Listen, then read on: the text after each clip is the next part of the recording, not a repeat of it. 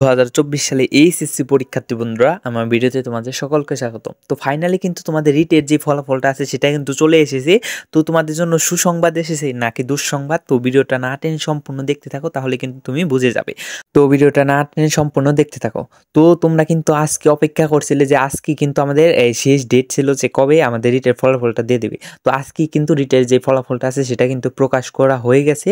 তো রিটের ফলাফল কি এসছে এটাই তোমাদের বলবো। তো দেখো, আমাদের কিন্তু আজকে হাইকোর্টে আমাদের ব্যারিস্টার যিনি আছেন তিনি কিন্তু অনেক লড়াই করেছেন, অনেকক্ষণ যাবত আমাদের কিন্তু সাথে থেকেছেন এবং তিনি আমাদের সাথে হয়ে লড়েছেন কিন্তু। তো অনেকক্ষণ যাবত লড়ার পরে কিন্তু হাইকোর্ট তাদের সিদ্ধান্ত দিয়ে দিয়েছে। তো হাইকোর্ট বলেছে যে শেষ সময়ে এসে কিন্তু তোমাদের রেজাল্ট পরিবর্তন এখন সম্ভব নয়, তাই কিন্তু হাইকোর্ট তোমাদের যেই রিটের আসে শুনানি সেটা কিন্তু নাকচ করে দিয়েছে এবং যারা ফেল করেছে তাদের বলেছে পরবর্তী বছরে পড়ার জন্য প্রস্তুতি নিতে। তো আসলে শেষ মুহূর্তে এসে হেরে যেতে অনেক খারাপ লাগে আসলে।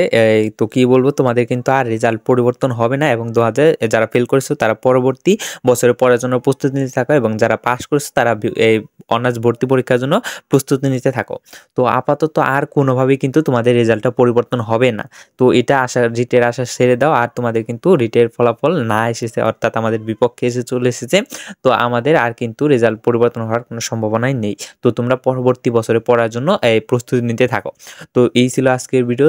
তো পরবর্তী ভিডিওর জন্য অবশ্যই চ্যানেলটাকে সাবস্ক্রাইব করে পাশে বেল আইকনটা ক্লিক করে রাখবে। তো আজকের মতো এখান থেকে বিদায় নিচ্ছি, আর ভিডিওটি সম্পূর্ণ দেখার জন্য অসংখ্য ধন্যবাদ।